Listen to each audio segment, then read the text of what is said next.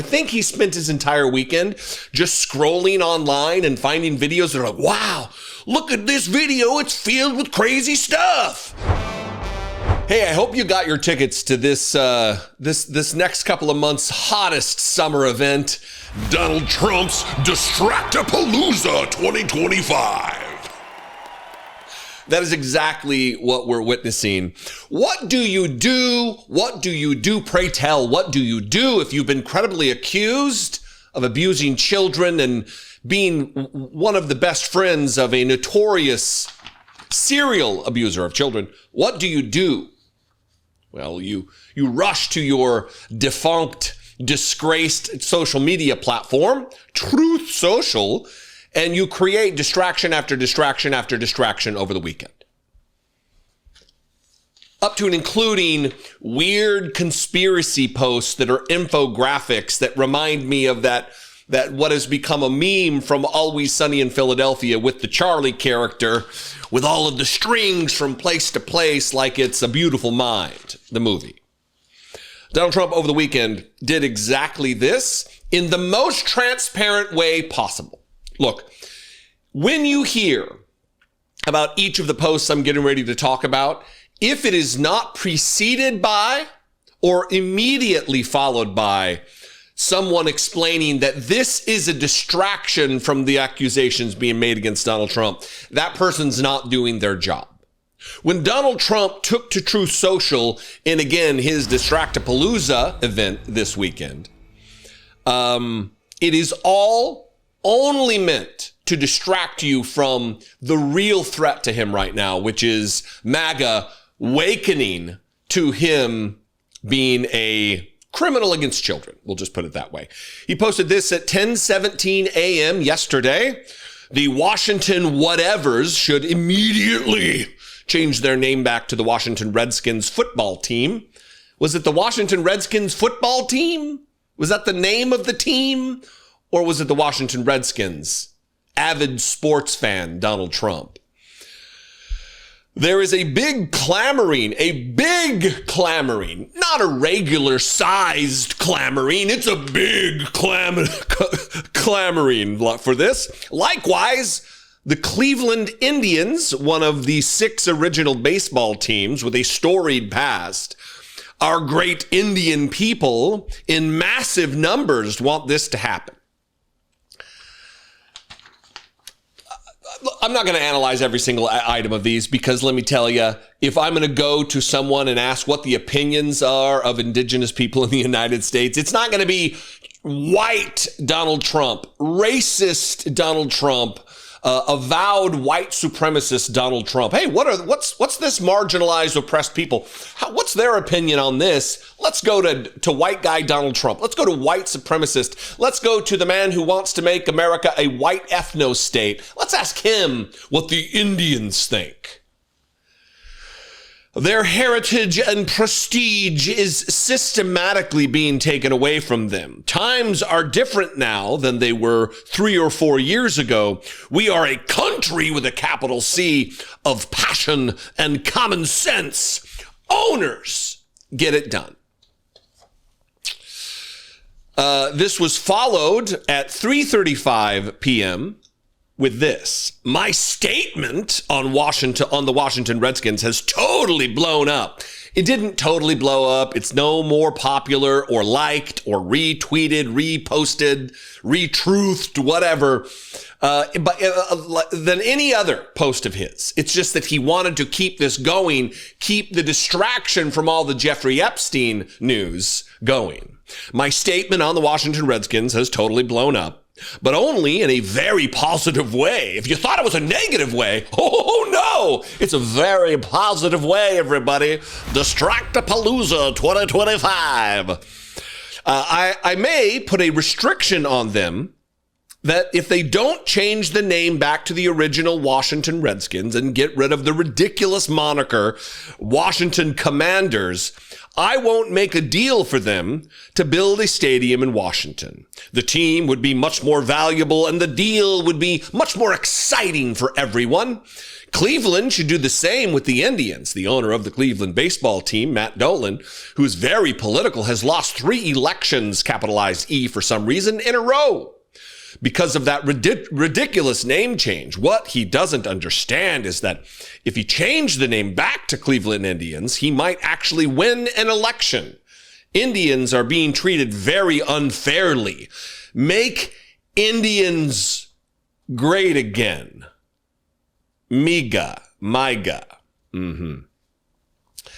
Look, this weekend was a very bizarre thing, even for Donald Trump.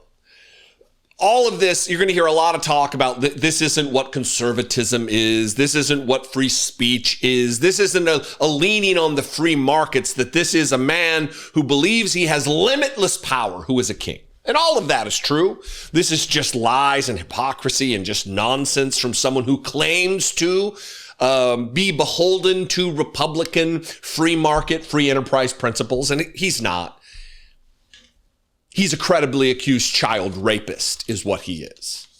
Putting out conspiracy theories, threatening to arrest his political opponents, putting these goofy, until this happens, nothing will change. Until what? Until what happens? You arrest Democrats for what crime? What crime? The Shady Bunch. How did Samantha Power make all of that money? He says in all caps like a grandpa. He's posting AI videos of Obama being arrested in his presence in the Oval Office. AI slop videos. These people are bereft of creativity. They are bereft of any decency. They are bereft of any loyalty to the Constitution or the principles of democratic rule. They are just here to enrich themselves with both power and money. That is where we are. Donald Trump is also addled. He is that grandpa who is just amazed by things. I think he spent his entire weekend just scrolling online and finding videos that are like, wow, look at this video. It's filled with crazy stuff. And it's just like trick shots and a girl grabbing a snake and just like a one of those fail videos, except it's like people with amazing talents. The thing I did notice about that particular video is that it was a whole bunch of non-white people being pretty amazing. And Donald Trump didn't notice that. But let me tell you, every single outlet that does not address all of these posts as a distraction is failing you. Just like Donald Trump is failing you. Just like Donald Trump is failing the collective we, us, failing the country, failing his oath, failing to live up to that which he swore he would. Up to and including not raping kids, right? A cabal of high-ranking officials led by then-President Barack Obama took the world on a wild goose chase to try and take down their political enemy, Donald Trump. Because of the nature of the low information rubery, if you will, that's probably not a word, but we're going to go with it. All of the rubes in the conservative element of the Republican Party, which I guess is all of them. They're all extreme MAGA Republicans. You can't really bisect it. If you vote to advance the agenda of Donald Trump, you are extreme and you are MAGA. It's just the way it is. And Fox News and the Republican Party broadly, the people who make media for them, the people who are elected leaders, they realize they don't have to be all that talented in their propaganda because there's such a thirst for they want to believe the worst of the worst. They want to believe the unbelievable in the MAGA base. So they don't have to put much effort into it. And that goes for their conspiracy theories too. Maria Bartiromo over the weekend had, on her Sunday Morning Futures show, had Tulsi Gabbard on. Now, I'm going to play this video. First of all, the intro of the segment is just off the rails, off the charts, nutty as shit. It is just absolutely, completely batshit crazy. There's no way to explain it. When I get to it, you're going to be like, this is like something that was written by like a bad sci-fi writer, like a bad conspiracy novelist writer. It's terrible. But I want to impress upon you just how ridiculous all of this is for this fact and this fact alone. Tulsi Gabbard was just on the outs for saying that Iran wasn't in the process of creating a nuclear weapons program. Donald Trump said, I don't care what she says. She's wrong. Under any other normal administration, if the director of national intelligence got something so basic, got it so wrong, they would be fired. But Donald Trump wants you to believe the person who got the thing wrong, so wrong, that she's now believable when she's fomenting, pushing out, creating, trying to justify Donald Trump's distractions about his other crimes, the Jeffrey Epstein stuff. She's out there now putting forward a conspiracy that Barack Obama and James Comey and Hillary Clinton and Joe Biden and James Clapper and John Brennan and just every name you've heard over the past 10 years of being evil Democrats that need to be arrested. Some of these people aren't even Democrats, but this is the new thing they're putting forward. And Tulsi Gabbard at the end of her comment makes them one of the most tone-deaf, ridiculous statements that you'll ever hear, that all it does is just lay bare the fact that they are projection artists and they are accusing everyone else of the thing they day to day try to accomplish. Before we get to it, though, watch this introduction of the segment, introduction of the interview, introduction of this just sheer propaganda on the part of Fox News, trying to extricate Donald Trump from his current public relations and legal morass, trying to cover up for all of the kids that he allegedly committed crimes against. Watch this introduction. And we begin this Sunday morning with the biggest political scandal of all: collusion and conspiracy at the highest levels against President Trump. Now, Director of National Intelligence Tulsi Gabbard revealing what this audience has known all along. A cabal of high-ranking officials led by then-President Barack Obama, CIA Director John Brennan, and Hillary Clinton, among others, took the world on a wild goose chase to try and take down their political enemy, Donald Trump, no matter the casualties along the way. DNA Tulsi Gabbard is now calling for prosecutions, revealing declassified documents from the Russia collusion made-up investigation, which she says detail a treasonous conspiracy by officials at the highest level of the Obama White House to stop incoming President Donald Trump. The cabal included Barack Obama, John Brennan, James Clapper, Hillary Clinton, Joe Biden, Jim Comey, and Susan Rice. What do you do with that?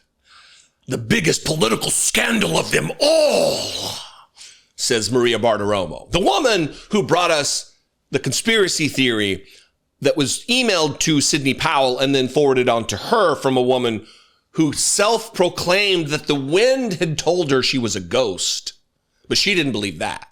And all the other things that were absolutely batshit crazy didn't get into her broadcast, but everything else that was like halfway believable to the MAGA base, she included. She's a conspiracy theorist who happens to be employed by Rupert Murdoch at Fox News and Fox Business. She's going to reveal the things that this audience has known all along. I mean, come on, man. Come on, Maria. Get it together, sister. So the interview was like 16 minutes long. The whole segment was 16 or 17 minutes long. Here's a couple minutes of it to give you a flavor for the wild conspiracy. By the way, she's not revealing anything. All she's doing is making claims. She's not making public these documents that have been declassified. None of that. None of it. Nothing. There's no evidence here at all. It's just accusation. and then a little telling on themselves for being projection artists. Watch this. Now, I know that Devin Nunes came out with the Nunes report and a lot of other reports after that to indicate everything that you're saying. And I guess the worst of the reports, the real evidence, is the reports of most recent, right? The last reports are the worst reports that we're going to see. And I understand that there is more, perhaps, that you are going to come out with next week.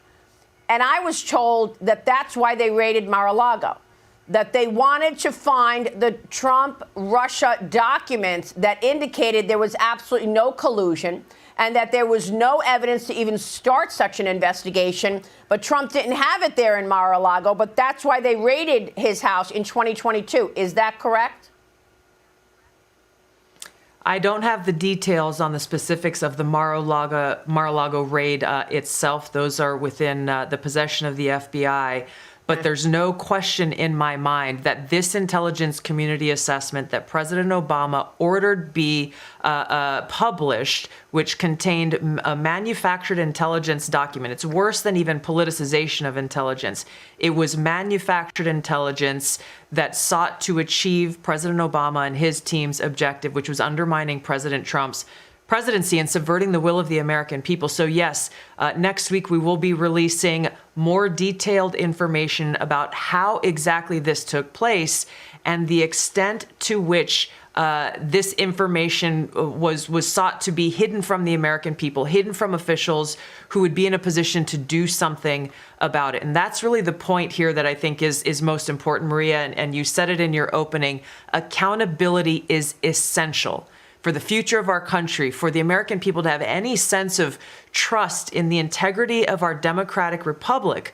Accountability, action, prosecution, indictments for those who are responsible for trying to steal our democracy is essential for us to make sure that this never happens to our country again. Yeah. Tulsi, are you fucking kidding me? Are you people for real?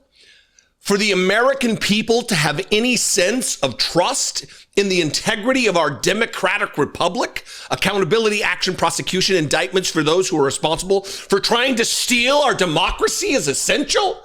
Donald Trump fomented, incited, planned, executed an attempted overthrow of the United States government, an insurrection against this country.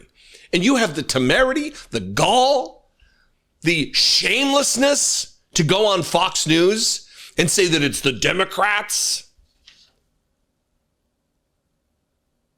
who are trying to steal our democracy, while Republican municipalities in the country cancel elections, while Donald Trump announces they're going to redistrict in the middle of a period between censuses.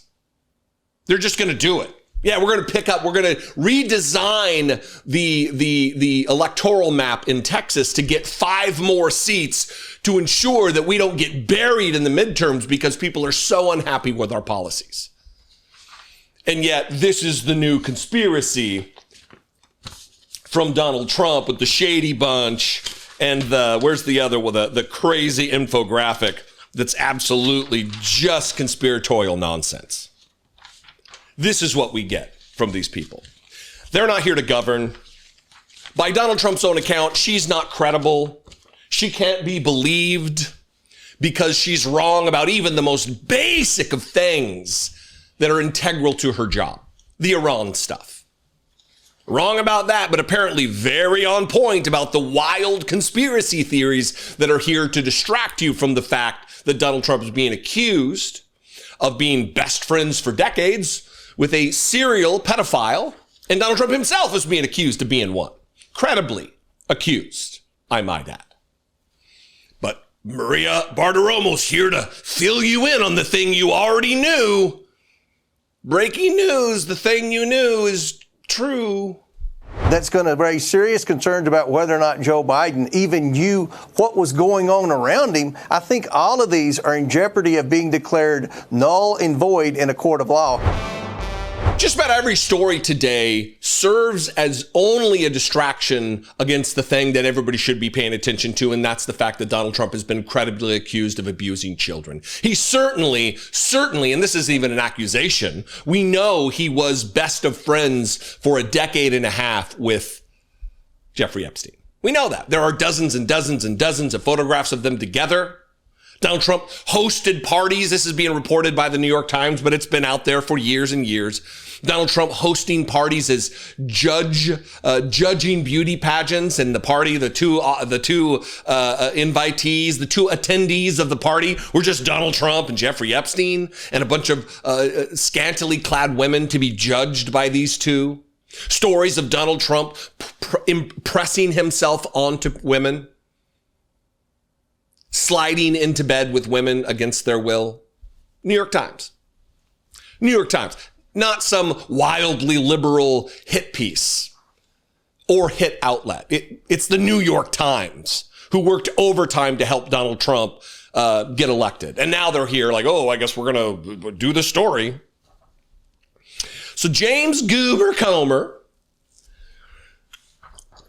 is out here to proliferate the number of stories that can distract from the most important story, which is the Epstein one. Not only is Tulsi Gabbard out there trying to act like she's got a smoking gun of the conspiracy of all of these people who worked against Donald Trump in a conspiratorial way. James Comer also has this other element where he believes that he has the ability to nullify. He, the Republican Party, and Donald Trump have the ability to nullify the appointment to the Supreme Court of Ketanji Brown Jackson and other judicial nominees and other nominees and probably other laws that Joe Biden signed. The man who brought you all of the Hunter Biden crime family investigation that went nowhere. Everyone said it would go nowhere, and it did go nowhere. No criminal prosecutions, no even forwarding to investigate for the potential of a criminal prosecution. None of it went to the DOJ, none of it.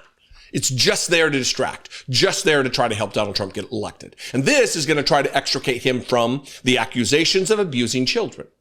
And James Comer, he doesn't want justice for kids. He wants a free pass for Donald Trump.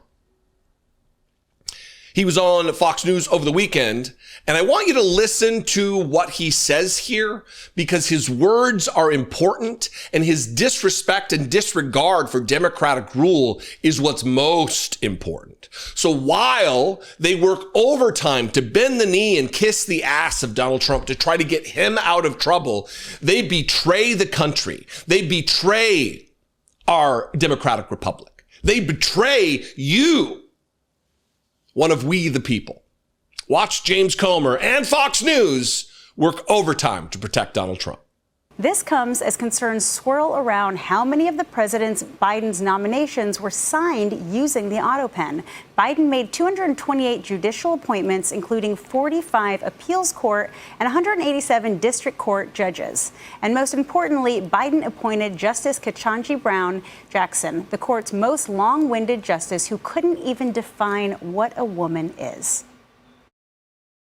How do you decide when you're going to issue a dissent? I feel like I might have something to offer and something to add, and I'm not afraid to use my voice. What keeps you up at night? I would say the state of our democracy. Can you provide a definition for the word woman? Can I provide a definition? No, not in this context. So I'm not a biologist. Mr. Chairman, you mentioned that you're looking at some of the pardons that were done under President Biden and the use of the auto pen, Dr. Fauci being one of them, talking about whether they were legitimate or not. Are you also looking into Biden's judicial appointments as well? Absolutely.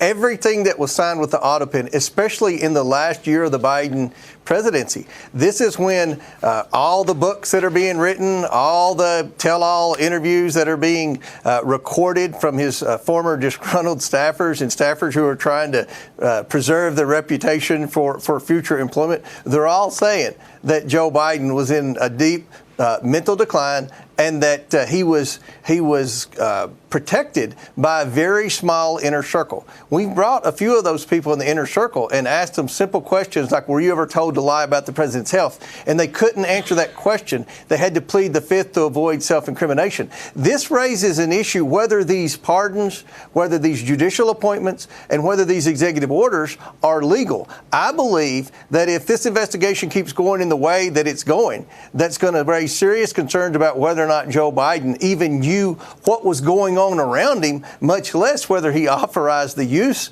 of his signature on all of this stuff. I think all of these are in jeopardy of being declared null and void in a court of law. And that's a big deal for the Trump administration, because so much of what Trump is up against in court now with these liberal, biased, Biden-appointed judges is the fact that they're using and citing some of these executive orders as reason to throw out President Trump's agenda and President Trump's executive orders. So they tried to Trump-proof the administration on the way out the door. And the problem they've got now is the American people realize that Joe Biden wasn't the one calling the shots, and he may very well have not even been mentally fit to make decisions to authorize the use of his auto pen, if he even authorized it. So this is going to play out in a court of law. I think our investigation is going to be a substantial part of evidence in it, and that's why we're doing the investigation. Remember when Donald Trump lost in 2020? And they acted like Mike Lindell and Rudy Giuliani and Sidney Powell and all of these idiots. They were out there acting as though there was some mechanism, there was some path forward to remove Joe Biden from office, the guy who actually won the election, and reinsert Donald Trump extra constitutionally, extra democratically, outside of the bounds of the workings of any of the rules we have. They're still at that, though.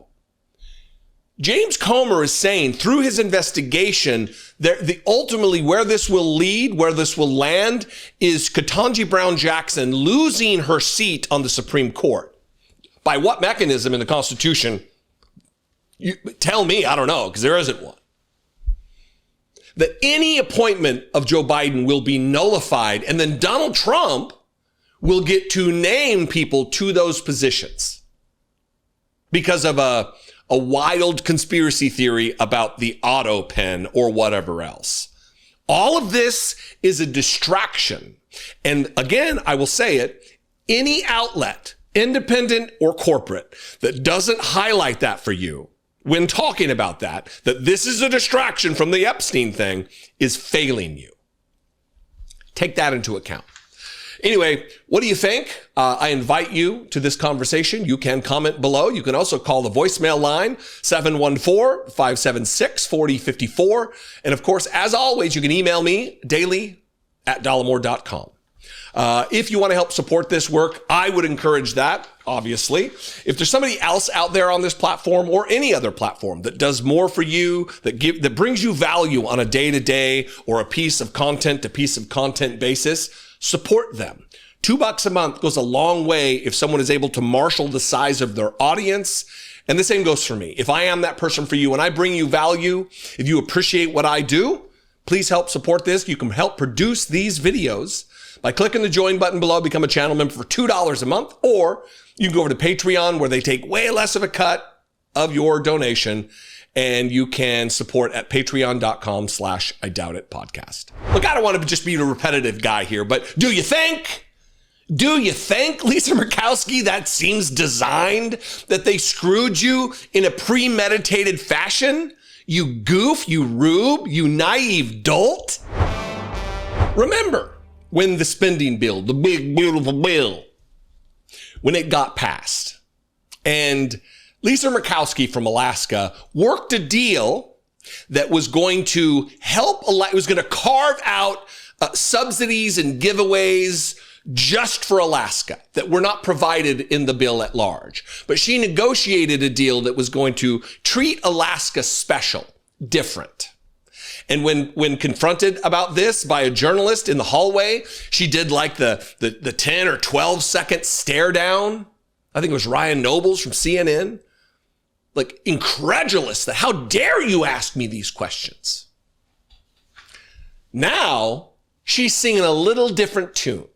She's actually being quoted by the Anchorage Daily News. Murkowski feels cheated by the Trump administration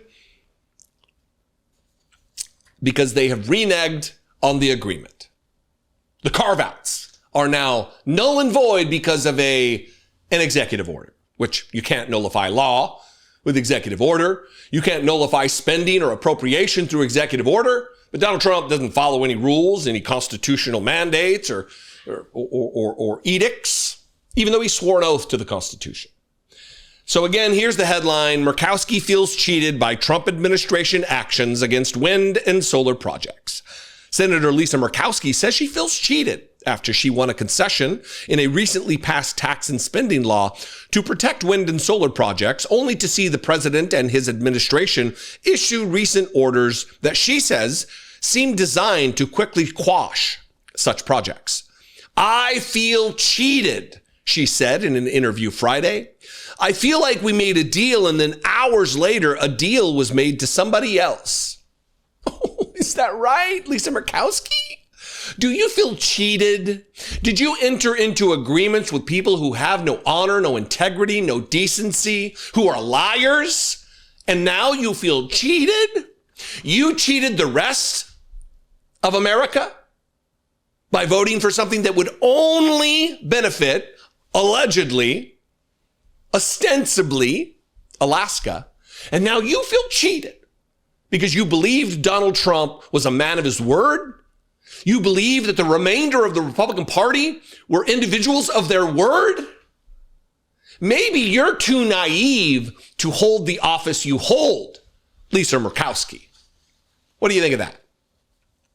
While the MAGA bill took steps to cut support for solar and wind projects, Murkowski managed to negotiate a measure to protect a 12-month window for the projects to receive tax credits, despite efforts by some Republicans to immediately eliminate them. The interesting thing here, you'll learn from this next paragraph, it was several years less than the tax credit window allowed under the Inflation Reduction Acts approved by Democrats under former President Joe Biden in 2022. She's fighting to keep something that was already in law that Joe Biden and Democrats had worked so hard to actually protect the people, the economy in Alaska. And she's just begging for crumbs from her own party and her own president, Donald Trump.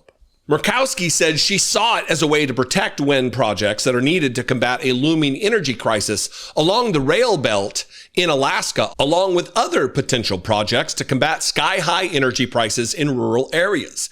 But days after the concession passed in the MAGA bill, Trump issued an executive order that could lead to a rewrite of federal rules to limit the award of the tax credits for some solar and wind projects. The order also seeks to ensure that wind and solar projects don't receive quote unquote preferential treatment over other options that don't provide intermittent power, such as oil, natural gas, or hydropower.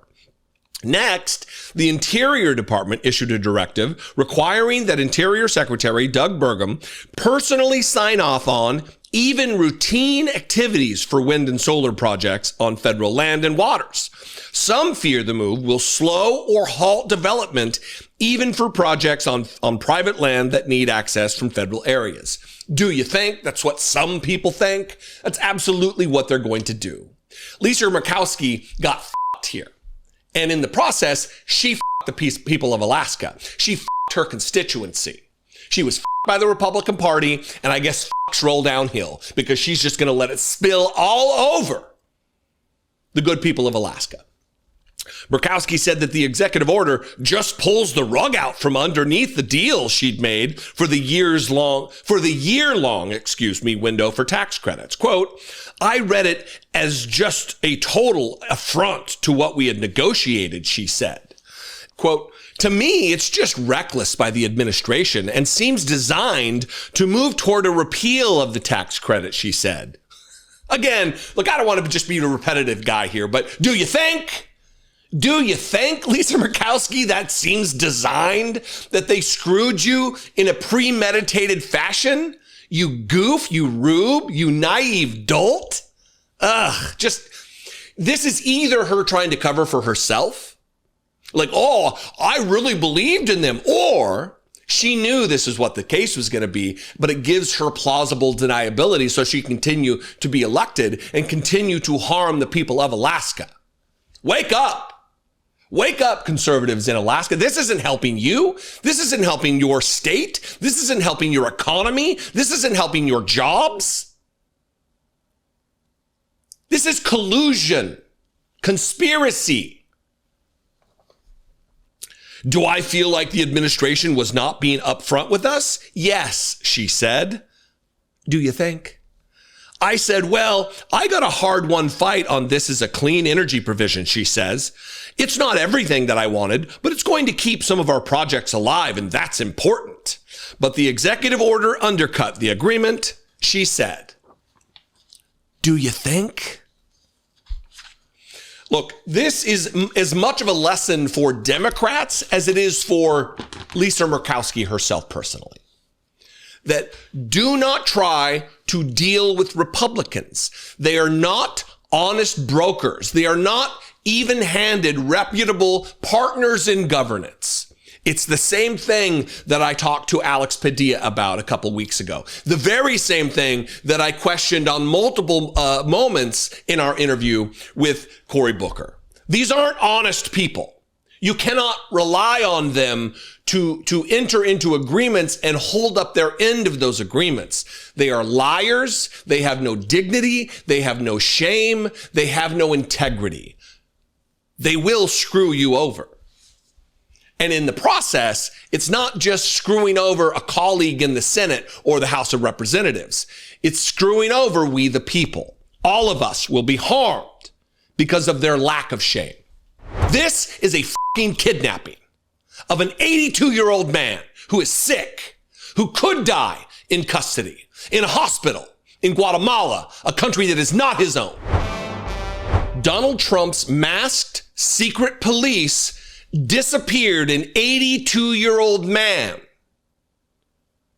sent him off to a foreign country, a man with a legitimate legal right to be here, a green card holder, a permanent resident, someone who was granted asylum in 1987, if I remember right, when Reagan was president. When Ronald Reagan was president, this old man, at the time, not so old, was granted asylum because of the threats of violence against him by the Chilean government.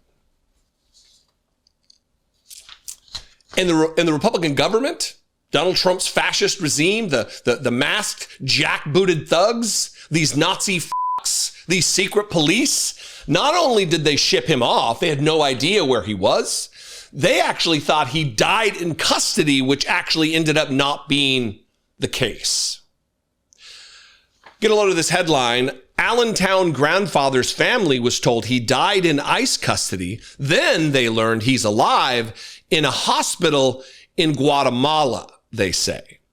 Relatives of 82-year-old Allentown resident Luis Leon are headed to a Guatemalan hospital Saturday in hopes of reuniting with the man, they say, disappeared without a trace into the American immigration system a month ago, and who, for a time, they thought was dead.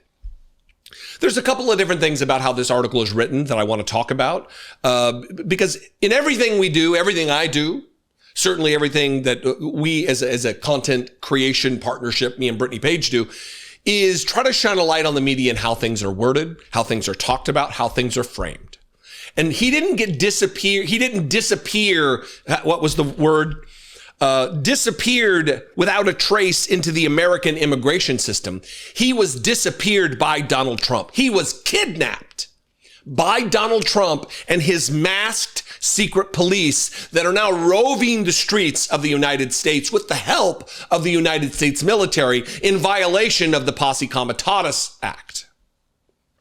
The last time anyone in the family saw Leon was June 20th when he went with his wife to a Philadelphia immigration office to have his lost green card replaced.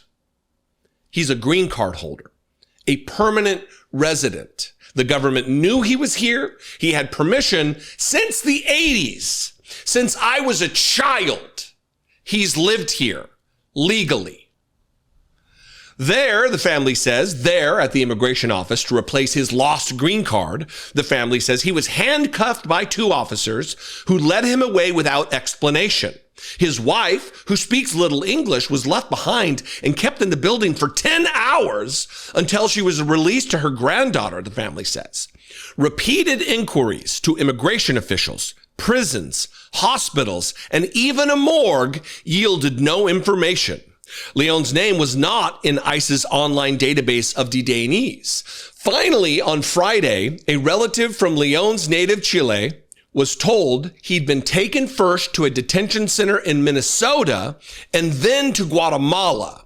The hospital, citing privacy rules, would not verify his presence there when contacted by the morning call. It is unclear whether Leon ended up in that Central American country deliberately or by mistake.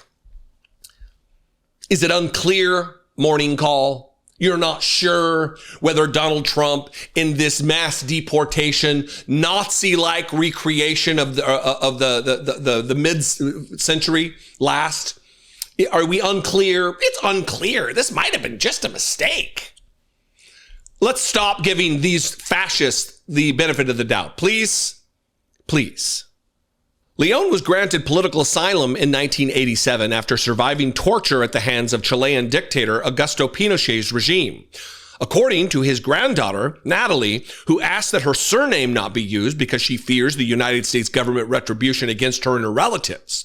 In Allentown, he lived a quiet life, raising 4 children and enjoying retirement after years working at a leather manufacturing plant. It all fell apart, Natalie said, when he lost the wallet holding his green card and made the fateful appointment to replace it at the U.S. Citizenship and Immigration Services office at 41st Street in Philadelphia. Frustration at not knowing Leon's whereabouts turned to grief July 9th, when a caller informed Leon's wife that he had died, Natalie said. So they call him, the wife, and say, "We're sorry, your husband's dead." The kidnapping by Donald Trump's masked secret police resulted in his death in custody. Although ultimately that ended up not being the case because they're so feckless in their fascism. They're accomplishing it, but they are doing it with just unfettered fecklessness. A family friend shared the information at that night's meeting of the Lehigh County Board of Commissioners, where a number of activists had come to urge commissioners to stem ICE activity at the county courthouse. An ICE official said Friday the agency is investigating the matter, but would share no other information, refusing even to confirm that Leon was at the Philadelphia office in June. Natalie, for her part, has run the gamut from confusion to grief to frustrated rage, often in the course of a few hours, as she has tried to learn her grandfather's fate. On Friday, final paragraph here, on Friday, after hearing he was in Guatemala, she tearfully said she wants the world to know how he's being treated by the immigration system. Again, that is a framing from these journalists, the immigration system, how he's being treated by the immigration system. He's being treated this way by Donald Trump and Donald Trump's masked secret police. These Nazi f***s kidnapped an 82-year-old man with every legal reason to be here and shipped him to a state that wasn't where he lived and ultimately to a country where he is not originally from. Guatemala is not Chile. Do better, media. Do better, we the people, to stand up, to rise up, to push back against these kidnappings. That is what this is. He didn't commit a crime. He wasn't brought before a court. There was no adjudication done. This is without due process. This is unconstitutional. This is a fucking kidnapping of an 82-year-old man who is sick, who could die in custody, in a hospital, in Guatemala, a country that is not his own. What are we doing here? What's your opinion? You can comment below. You can call the voicemail line 714-576-4054. And of course, as always, you can email me. I'm not going to apologize for being pissed off. I'm not going to apologize for my language. We need more anger, outrage, vitriol, venom, more truth, fewer lies. If you want to help support this work, I would appreciate that very much. For $2 a month, you can become a channel member. Click the join button below. You can also go to patreon.com/IDoubtedPodcast. Both great ways to help support this work, help reach the millions of people that I do every month. I love and appreciate you very much. Maybe I'll see you on social media. I'm at Dollemore, just about everywhere. Facebook, TikTok, Instagram, Blue Sky, Threads, not Nazi Twitter, but everywhere else at Dollemore. Anyway, I love and appreciate you very much. I'll see you next time. Be genuine. Take care of one another.